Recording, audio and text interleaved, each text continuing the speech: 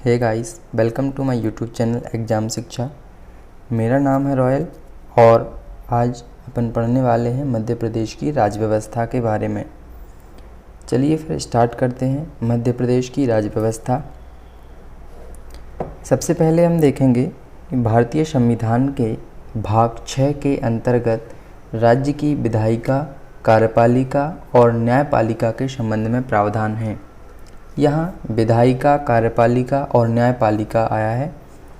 विधायिका का काम होता है कानून को बनाना, कार्यपालिका का काम होता है कानून को लागू करना और न्यायपालिका का काम होता है विधायिका द्वारा बनाए गए कानून को कार्यपालिका किस तरीके से लागू करती है इसकी निष्पक्ष जांच करना। इसके बाद हम सबसे पहले देखेंगे राज्य की विधायिका, राज्य के विधानमंडल के बारे में। हमें याद रखना है राज्य की विधायिका संविधान के आर्टिकल 168 में वर्णित है, जिसके तहत विधायिका के 3 भाग बताए गए हैं। सबसे पहला राज्यपाल, जो कि आर्टिकल 153 के अंतर्गत आता है। दूसरा विधानसभा, जो कि आर्टिकल 170 के अंतर्गत, और तीसरा विधान परिषद, जो कि आर्टिकल 169 के अंतर्गत आती है। हमारे मध्य प्रदेश में विधान परिषद नहीं है। अब हम सबसे पहले बात करते हैं कि 1 नवंबर 1956 को मध्य प्रदेश का गठन हुआ और इसके साथ ही हमारी विधानसभा का भी गठन होता है। हमारी विधानसभा को इंदिरा गांधी विधानसभा भवन कहा जाता है। हम याद रख सकते हैं कि हमारी विधानसभा भवन का नाम इंदिरा गांधी विधानसभा भवन है। अगर हम देखें कि संविधान के अनुसार किसी भी राज्य की विधानसभा में 500 अधिकतम सदस्य हो सकते हैं और न्यूनतम सदस्य संख्या 60 होती है। 1956-57 में जब हमारे मध्य प्रदेश का गठन हुआ तब विधानसभा में 288 सदस्य रखे गए।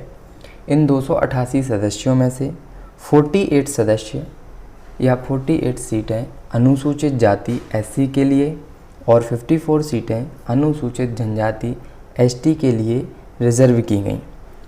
इसके बाद हम देखेंगे 1976 में सीटों की संख्या में वृद्धि होती है और सीटों की संख्या हो जाती है 296। फिर 1999 में फिर से सीटें बढ़ती हैं और यह बढ़कर हो जाती हैं 320।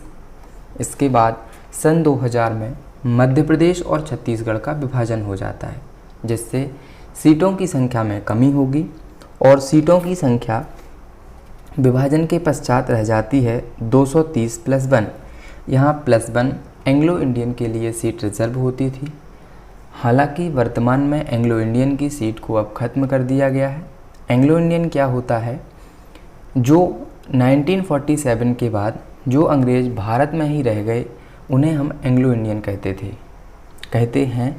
लेकिन पहले तो उनके लिए विधानसभा में एक सीट रिजर्व होती थी, अब उस सीट को भी खत्म कर दिया है। तो हमें याद रखना है वर्तमान में मध्य प्रदेश में जो विधानसभा सीटों की संख्या है वो 230 है। अब इन 230 में से 35 सीटें SC के लिए रिजर्व हैं और 47 सीटें ST के लिए रिजर्व हैं। इसके बाद हम देखेंगे मध्य प्रदेश का लोकसभा और राज्यसभा में योगदान। मध्य प्रदेश में लोकसभा की 29 सीटें हैं और राज्यसभा की 11 सीटें रिजर्व हैं।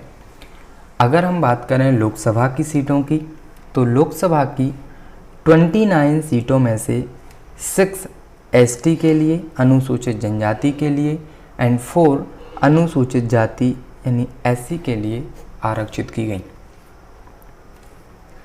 अब हम विधायिका के एक प्रमुख अंग राज्यपाल के बारे में बात करेंगे। मध्य प्रदेश में राज्यपाल की 2 प्रकार की भूमिका को देखा गया है। एक तो राज्यपाल किसी भी राज्य में हो, राज्यपाल की 2 प्रकार की भूमिका को देखा जाता है। एक तो यह केंद्र का एजेंट होता है जो राष्ट्रपति के द्वारा नियुक्त होता है, और दूसरा यह संवैधानिक प्रमुख होता है। वास्तविक सत्ता भले ही मुख्यमंत्री और मंत्रिपरिषद के हाथों में होती है, लेकिन जो संवैधानिक प्रमुख है वह प्रदेश का राज्यपाल को माना जाता है। अगर हम बात करें राज्यपाल कौन से अनुच्छेद के अंतर्गत आता है, तो हम पाएंगे संविधान के अनुच्छेद 153 में यह वर्णित है कि मध्य प्रदेश का एक राज्यपाल होगा। यहाँ एक बात याद रखने की है कि जो 7वां संविधान संशोधन अधिनियम 1956 है, उसके तहत एक ही व्यक्ति को अलग अलग राज्यों का, एक, दो या दो से अधिक राज्यों का एक साथ राज्यपाल बनाया जा सकता है। यहाँ आपको इस बात को ध्यान रखना है। तो यहाँ हमने क्या देखा कि आर्टिकल 153 के तहत मध्य प्रदेश का एक राज्यपाल होगा। अब हम देखते हैं आर्टिकल 154। इसके अनुसार जो मध्य प्रदेश की जो कार्यपालिका शक्ति है, जो भी कार्यपालक शक्तियाँ हैं, वो राज्यपाल के अधीन होती हैं। अब राज्यपाल इसे चाहे तो इनका उपयोग स्वयं कर सकता है या अपने अधीनस्थ जो अधिकारी हैं जैसे मुख्यमंत्री, मंत्रिपरिषद, उनके द्वारा वह कार्यपालक शक्तियों का उपयोग कर सकता है। यहाँ एक बात याद रखने की है कि हमारे भारत के राष्ट्रपति को संविधान में स्वविवेकी शक्तियाँ नहीं दी गई हैं, लेकिन राज्यपाल को संविधान में स्वविवेकी शक्तियाँ प्रदान की गई हैं। स्वविवेकी शक्तियों का अर्थ होता है कि राज्यपाल कुछ मामलों में अपने विवेक से निर्णय ले सकता है। उसे मुख्यमंत्री और मंत्रिपरिषद की सलाह की आवश्यकता नहीं होती है, लेकिन राष्ट्रपति ऐसा नहीं कर सकता है। अगर हम बात करें अनुच्छेद 155 की, तो अनुच्छेद 155 के अनुसार जो मध्य प्रदेश के राज्यपाल हैं उनकी नियुक्ति भारत के राष्ट्रपति करते हैं। और अनुच्छेद 156 के अनुसार जो राज्यपाल राष्ट्रपति के प्रसाद पर्यंत पद धारण करेंगे। प्रसाद पर्यंत का मतलब होता है राष्ट्रपति की जब इच्छा होगी तब वह राज्यपाल को नियुक्त कर सकते हैं और वह अपनी इच्छा से ही राज्यपाल को पद से हटा सकते हैं। अगर ऑफिशियली देखा जाए तो राज्यपाल का कार्यकाल 5 वर्ष का होता है, लेकिन 5 वर्ष के बाद भी जब तक नया राज्यपाल अपना पद धारण नहीं करता, तब तक जो राज्यपाल वर्तमान में होते हैं वो अपने पद पर रहते हैं। अगर हम बात करते हैं अनुच्छेद 157 की, तो इसमें राज्यपाल की योग्यताओं को बताया गया है, जिसमें अगर आपको राज्यपाल बनना है तो आपके अंदर कुछ योग्यताएं होनी चाहिए। जैसे आप भारत के नागरिक हो और सबसे मेन आपकी उम्र 35 वर्ष हो चुकी हो, यानी राज्यपाल बनने के लिए हमें 35 एज कंप्लीट करना आवश्यक है। इसके बाद हम देखेंगे अनुच्छेद 158 राज्यपाल पद के लिए जो आवश्यक शर्तें हैं वो क्या हैं। सबसे पहले तो व्यक्ति संसद या राज्य विधानसभा का सदस्य नहीं होना चाहिए। अगर हम दूसरा देखें तो लाभ के पद पर ना हो, इसका मतलब है कि उसे कोई सरकारी जॉब नहीं होनी चाहिए या फिर पैसा कमाने का कोई आय नहीं होनी चाहिए, पैसा कमाने का कोई स्रोत उसके पास नहीं होना चाहिए।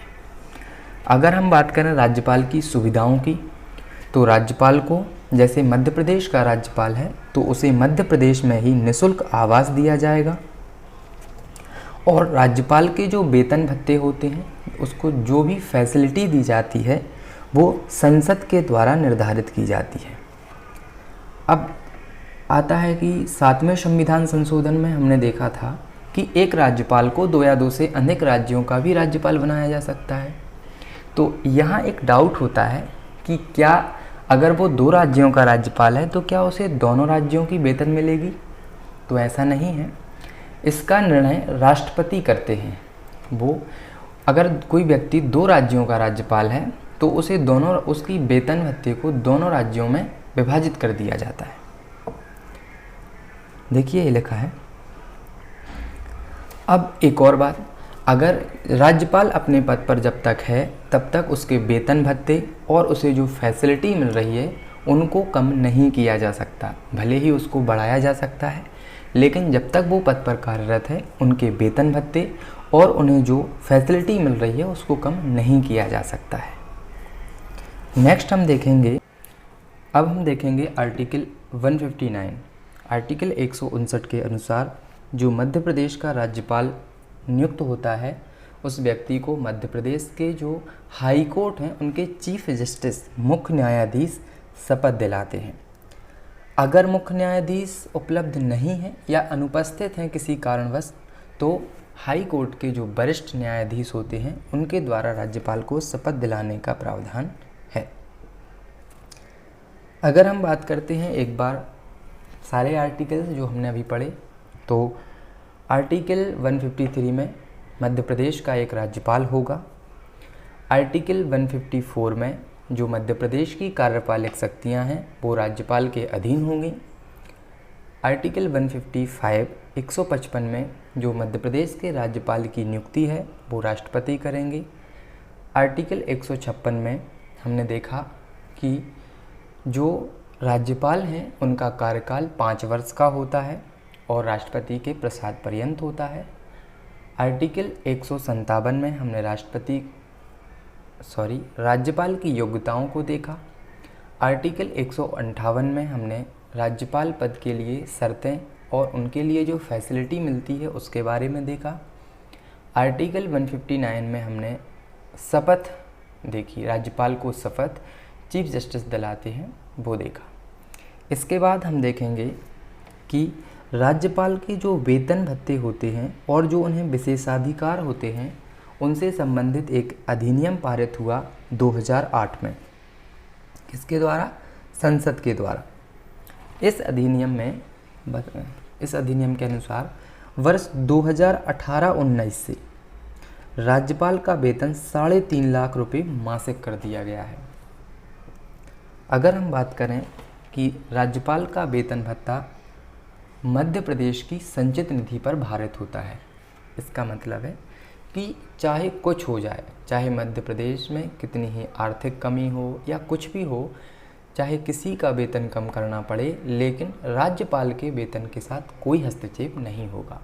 वो संचित निधि पर भारित होते हैं। इसका मतलब संचित निधि क्या होती है, इसका प्रावधान आर्टिकल 266 में है। संचित निधि का यह वह निधि होती है जो मध्य प्रदेश सरकार को जो सारा टैक्स मिल रहा है वो इस निधि में एकत्रित किया जाता है। राज्यपाल के जो वेतन भत्ते हैं वो ना तो कम नहीं किए जा सकते, बढ़ाए जा सकते हैं। अगर हम बात करें मध्य प्रदेश राज्य की जो आकस्मिकता निधि है, आकस्मिकता निधि राज्यपाल के अधीन है। आकस्मिकता निधि क्या होती है? जैसे कोई आपदा आन पड़ी और जब विधानसभा का सत्र नहीं चल रहा है या चल भी रहा हो, लेकिन अगर कोई आपदा आन पड़ी है तो राज्यपाल अपने आकस्मिकता निधि से पैसा दे सकते हैं। इसके लिए उन्हें किसी की परमिशन लेने की ज़रूरत नहीं होती है।